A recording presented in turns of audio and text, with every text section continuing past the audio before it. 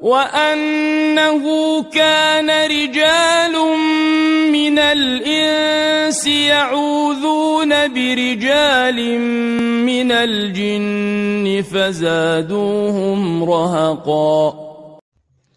أعوذ بالله السميع العليم من الشيطان الرجيم. بسم الله الرحمن الرحيم وصلى الله على محمد وآله الطاهرين. Assalamu alaikum wa rahmatullahi wa barakatuh. Dans cet audio, nous vous parlerons d'un sujet jurisprudentiel sur les djinns, donc ce qu'il est permis d'appeler ou d'invoquer les djinns. Bel et bien, la réponse sera à la limite de notre réflexion, de notre compréhension, de notre étude sur la question. Donc, à tout un chacun qui verra que cet audio ou cette étude n'a pas est superficielle ou elle est incomplète, le droit des réponses est reconnu à tout un chacun pour répondre ou pour commenter et amener des éléments qui éventuellement n'ont pas été évoqués ou discutés dans cet audio. Et pour répondre à la question, nous disons que les djinns sont une créature d'Allah Azza wa Jalla. Allah a créé les djinns avant la création de l'humain, avant la création de Adam. Et parmi les créatures d'Allah figurent les djinns, car l'humain ou la race humaine n'est pas le seul créature d'Allah, donc le seul être qu'Allah a créé. Allah a créé d'autres mondes et d'autres Adam à part notre Adam, le prophète Adam alayhi afdal salat ala Muhammad wa Muhammad. Et ce qui est confirmé dans le hadith de l'imam Bakr, l'imam dit: pensez-vous qu'Allah n'a créé d'autres gens que vous? Pensez-vous qu'Allah n'a pas créé d'autres gens que vous? Certes, Allah a créé des milliers de mondes et des milliers d'Adam, et votre père Adam est le dernier d'Adam. Donc ce hadith prouve à suffisance ce que nous disons maintenant. Et parlons de la catégorie des djinns. Pour répondre à cette question, il faut parler d'abord de la catégorisation des djinns. Il y a des catégories de djinns. Il y a des djinns vertueux et des djinns qui sont moins vertueux. Donc, cela veut dire des djinns qui sont mécréants, qui sont rebelles. Dans le Coran, les djinns se représentent comme étant de croyants et d'autres de mécréants. Donc, la parole d'Allah Azza wa Jalla: wa anna minna salihun wa minna duna dhalik. Et il y a parmi nous de vertueux et d'autres qui le sont moins. Qui le sont moins, cela veut dire qu'ils sont mécréants. Nous étions divisés en différentes sectes. Surat al-Jinn, verset 11. Dans cette partie, dans le tafsir, al-Kummi, Sha'li ibn Ibrahim commenta ces versets en disant: lorsqu'Allah dit nous étions divisés en différentes sectes, là, c'est la parole de djinn. Sha'li ibn Ibrahim al-Kummi dit: nous sommes divisés en plusieurs madahib, donc en plusieurs diyanes, en plusieurs religions. Donc il y a des djinns qui sont croyants, donc fidèles de Ahl al-Bayt qui sont chiites. Il y a d'autres qui sont mécréants, qui sont des Omarites, sunnites si vous voulez, donc qui sont chrétiens, qui sont des juifs. Il y a d'autres d'ailleurs qui ne prient pas, qui ne croient pas à l'existence d'Allah. Dans un autre verset, Allah dit: wa anna minna al-muslimun wa minna al-qasitun. Et parmi nous, donc là ce sont des djinns qui disent, et parmi nous, il y a des musulmans et il y a des angistes. Donc à travers ces versets, nous trouvons qu'il y a des types de djinns, il y a des croyants et il y a des mécréants. D'ailleurs, à partir du hadith de Ahl al-Bayt alayhi salam, nous pouvons aussi voir cette réalité claire. Et dans un hadith rapporté dans Usul al-Kafi, volume 1, page 395, de l'imam Sadiq alayhi salam, l'imam dit: nous avons des partisans parmi les djinns, tout comme nous avons des partisans parmi les gens humains. Là, c'est un hadith. Donc, et pour aller voir les djinns qui sont mécréants, l'imam Sadiq alayhi salam dit toujours l'imam Sadiq qui dit, alayhi salam, nous avons des ennemis parmi les djinns qui nous espionnent et répondent arbitrairement nos propos à nos ennemis parmi les hommes. Donc là, c'est aussi un hadith rapporté dans Tafsir al-Furat al-Kufi, volume 1, page 552. Ce hadith démontre qu'il y a des djinns qui sont mécréants et il y a des djinns qui sont croyants. Et donc, il y a aussi Iblis. Iblis est un djinn. Voilà. Comme le Coran le dit clairement. Le Coran démontre que Iblis est un djinn. Wa kana min al-jinn, parlant d'Iblis, le Coran dit Iblis était parmi les djinns. Et Iblis a ses enfants ou sa progéniture. Sa progéniture sont des shaitans, ce que nous appelons shaitans. Et les shaitans sont majoritairement mécréants, excepté dans la progéniture d'Iblis est majoritairement mécréant, excepté quelques parmi eux, quelques-uns parmi eux. Et parmi la progéniture d'Iblis dont les narrations d'Ahl al-Bayt alayhim salam nous parlent, qui s'est répandu et il est mort croyant, c'est un des fils d'Iblis au nom de Ham, fils de Haïm, fils de Qais, fils d'Iblis. Donc entre lui et Iblis, il n'y a que deux pères. Il y a d'ailleurs une très longue narration sur lui, sur sa discussion avec le prophète d'Allah sallallahu alayhi wa sallam, dans Basa'ir Darjat de Cheikh Hassan Saffar. Vous pouvez voir ou lire cette narration à partir de ce livre. Et pour répondre à la question, nous disons que appeler ou invoquer un djinn, d'abord, c'est pas rapporté de Ahl al-Bayt alayhim salam une narration. Il n'y a aucune narration rapportée de Ahl al-Bayt alayhim salam qui nous incite ou nous ordonne d'invoquer ou d'appeler les djinns d'une manière générale. Les djinns, du bien, les djinns d'une manière générale. Comme aussi, il n'existe aucune narration qui nous interdit d'appeler ou d'invoquer le djinn d'une manière générale. Mais il y a des particularités que nous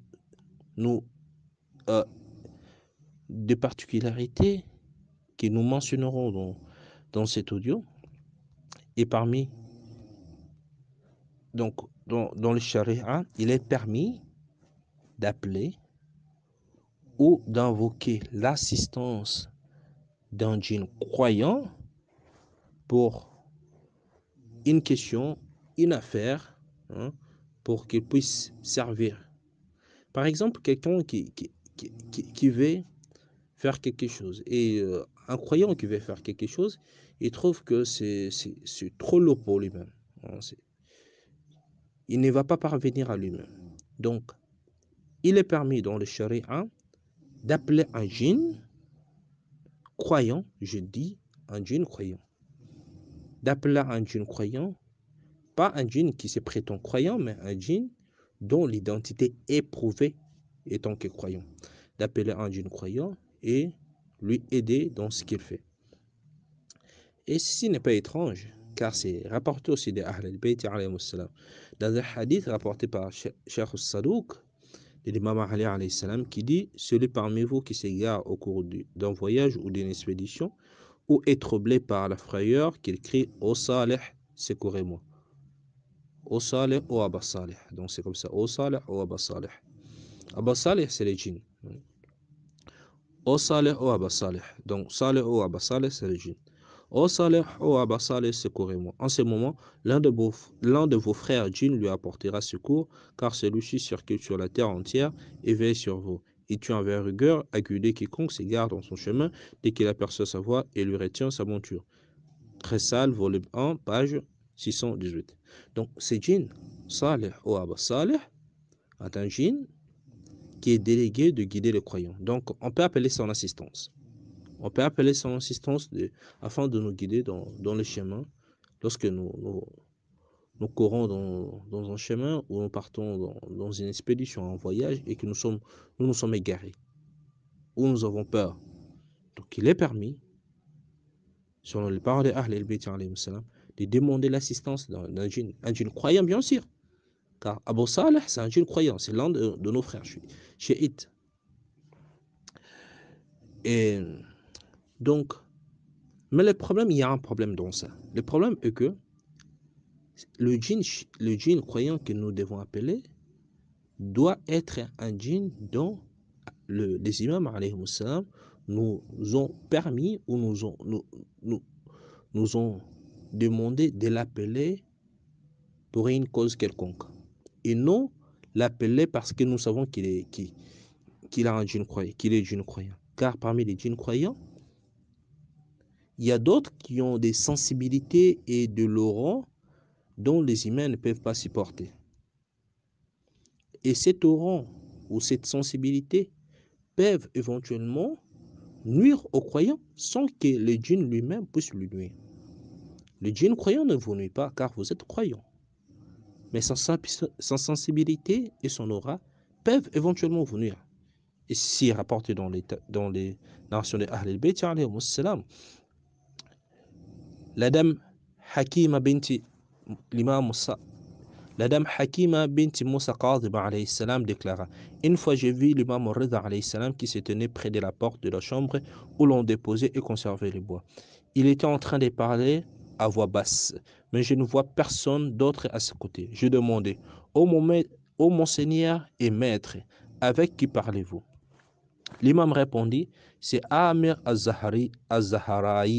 Amir al-Zahraï, c'est un djinn croyant. L'imam dit: c'est Amir al-Zahraï qui est venu me voir pour me demander quelque chose et de porter plainte. Voilà, donc les djinns croyants viennent auprès des imams, apprennent la religion auprès d'eux et posent leurs questions sur halal et le haram et les aqid et consorts. L'imam dit: c'est Amir al-Zahraï qui est venu me voir pour me demander quelque chose et de porter plainte. J'ai dit, là c'est la dame Hakima: ô mon maître et Seigneur, je voudrais l'attendre et parler. Il me dit: si tu devais l'attendre, tu aurais alors la fièvre. L'imam lui dit: si tu l'attends, tu écoutes sa voix, tu aurais la fièvre. Pas par son châtiment, par châtiment, mais par sa sensibilité ou son aura, l'aura de sa voix peuvent te nuire. Alors que le djinn lui-même n'a pas l'intention de vous nuire et ne vous a pas nuit. Mais sa sensibilité peut vous nuire. Pourquoi? Parce que ce djinn n'est pas un djinn appelé. Il n'est pas un djinn appelé. Sa sensibilité est très vitale et du coup, on ne peut pas l'appeler. Donc, on ne peut pas entrer en contact avec lui. Sauf pour les imams, les prophètes et celui dont l'imam veut. L'imam dit: si tu devais l'attendre, tu aurais alors la fièvre pour un an. Je lui dis alors: ô mon maître, ô mon Seigneur et mon maître, je voudrais quand même l'attendre. Il me dit: écoute donc. J'écoutais attentivement et j'attendis quelque chose comme un sifflet. Une fièvre me prit alors et j'en fus affligé pour un an entier. Kafi, volume 1, page 336. Vous voyez que la dame a pris la fièvre. Pourquoi? Parce qu'elle a attendu un djinn croyant les paroles dont elle ne pouvait pas attendre. L'aura de ce djinn l'a frappé. Juste l'aura du djinn l'a frappé. Donc là, c'est la première catégorie des djinns dont il est permis d'appeler. Nous avons dit qu'il est permis d'appeler les djinns croyants dont les narrations, dont la procédure émane des Ahl al-Bayt alayhim salam. Mais tout djinn dont l'appel à son assistance n'émane pas des Ahl al-Bayt, bien qu'il soit croyant, il n'est pas permis de l'appeler quand on n'est pas sur lui. Est-ce que c'est quelqu'un dont l'aura et la sensibilité est très vitale, de sorte que ça peut éventuellement nuire aux croyants? On ne sait pas. Donc, on est tenu de ne pas appeler son assistance pour une servitude ou un service quelconque. Là, c'est la première catégorie. La deuxième catégorie, ce sont des djinns dont nous ne savons pas l'identité et qui sont des shaitans, dont des fils d'Iblis. Cette cette catégorie de djinns n'est pas permis de les appeler. Il n'est pas permis de les appeler ni d'entrer en contact avec eux, car ils sont des shaitans. Ils sont des shaitans. Et il ne faut pas du tout se fier aux paroles des djinns, car parfois les djinns trompent les gens quand les gens les appellent à l'air disant non, je suis croyant, alors que le djinn en soi n'est pas croyant. Ceci n'est pas étrange, car c'est le comportement des djinns mécréants, ce qu'ils font. Et même vous pouvez trouver ça chez Iblis. Qu'a dit Iblis lorsqu'il a trompé le prophète Adam? Il dit au prophète Adam, il dit, le Coran dit, وَقَاسَمَهُمَا إِنِّي لَكُمَا لَمِنَ الصَّالِحِينَ. Il élargira vraiment, je suis pour vous aider un bon conseiller. Il prétend être un bon conseiller au prophète Adam et à son épouse Al-Hawa. Si un prophète d'Allah a été trompé par un djinn, donc Iblis, et qu'en est-il de nous? Dans un autre verset, dans la sourate Ashura, verset 23, Allah dit Yulkuna as-sam'a wa aktharuhum al-kadhibun. Allah dit ils tendent l'oreille, donc les djinns tendent l'oreille, cependant la plupart d'entre eux sont menteurs. Et il faut se méfier de la présentation formelle des djinns. Lorsque certaines personnes les appellent, ils se présentent comme étant de croyants. Qu'est-ce qui prouve qu'ils sont croyants? S'ils récitaient la shahada tout ça ne suffit pas. Donc, on doit appeler juste des djinns dont la procédure d'appel assistance est rapportée des Ahl al-Bayt alayhim salam, comme nous avons cité le hadith des Aba Salih, dont la procédure est rapportée des Ahl al-Bayt alayhim salam. Mais tout djinn qui est croyant, bien sûr, mais dont la procédure d'appel ou d'appel à l'assistance ou d'invoquer son apparition ou son assistance n'est pas rapportée des Ahl al-Bayt alayhim salam, il n'est pas permis de l'appeler, car il peut être une source de malheur.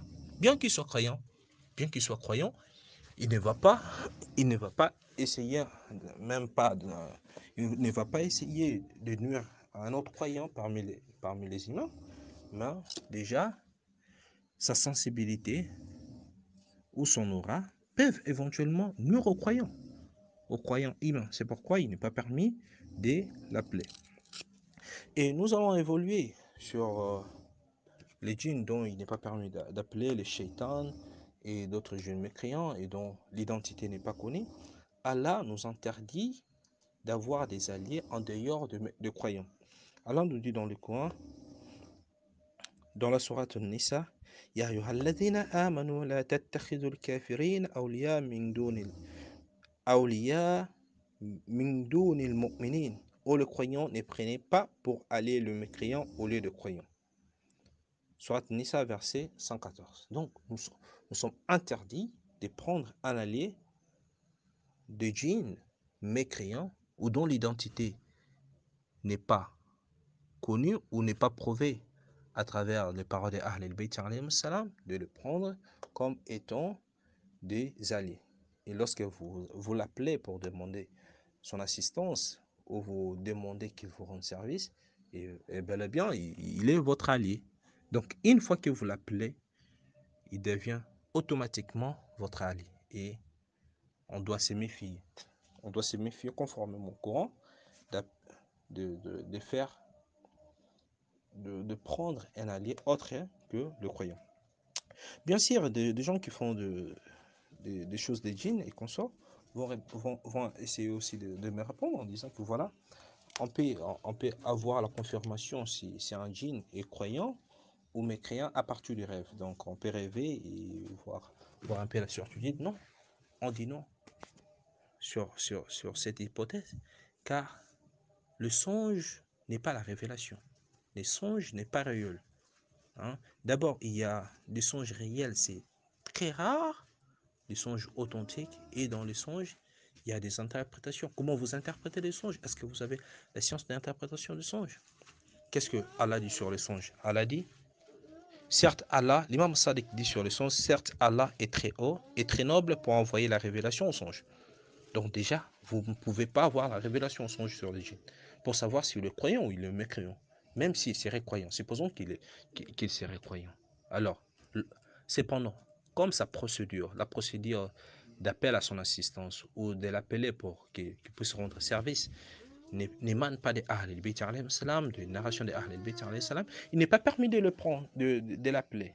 Et d'ailleurs, la majorité, en tout cas 95% de ce qui est entre les mains sur le djinn et qu'on sort entre les mains des gens sur le djinn, l'appel au djinn vient des ennemis de Ahl al-Bayt alayhi salam. Là c'est très clair, Inch'Allah. Donc c'est très clair et nous sommes interdits d'appeler, de faire ces pratiques. Donc Inch'Allah, j'espère que j'ai été clair dans cet audio, Inch'Allah. Et au plaisir de vous parler prochainement. Wassalamu alaikum wa rahmatullah.